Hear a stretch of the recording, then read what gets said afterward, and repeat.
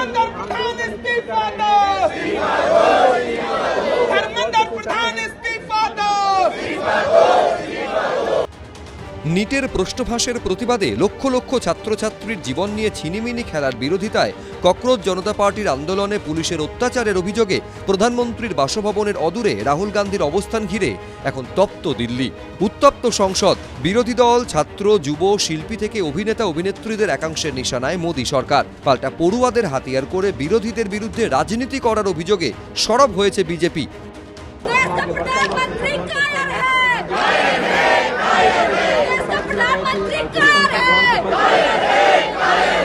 एक 152 paper leak हुए हैं पिछले 10 साल में। 7.5 करोड़ परिवारों को, स्टूडेंट्स और परिवारों को पेपर लीक ने डैमेज किया है। 7.5 करोड़ युवाओं का नुकसान होता है, मगर पिछले 10 साल में एक भी कन्विक्शन नहीं हुआ। फिर आपको आश्वस्त करता हूं कि मोदी जी के नेतृत्व में चलने वाली सरकार जिम्मेवार सरकार, रिस्पॉन्सिबल गवर्नमेंट, रिस्पॉन्सिव गवर्नमेंट, ये हमेशा आतुर है कि सभी बातों की संसद में चर्चा होनी चाहिए और हम चर्चा के लिए तैयार हैं।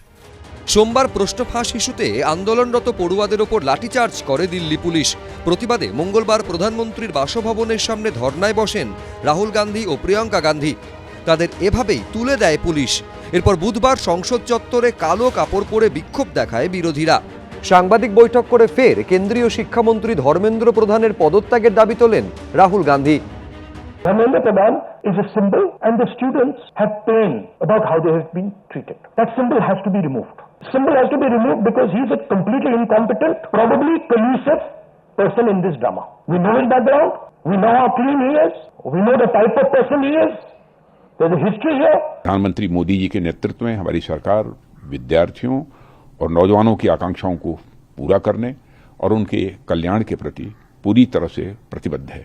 मगर विपक्ष संसद में नहीं बल्कि सड़क पर मुद्दों का समाधान करने का मैं मानता हूं अनुचित प्रयास कर रहा है और लोकतंत्र के मुद्दों पर चर्चा करने की जगह संसद भवन है, जहां विपक्ष अपनी बात कहने के लिए पूरी तरह से स्वतंत्र है।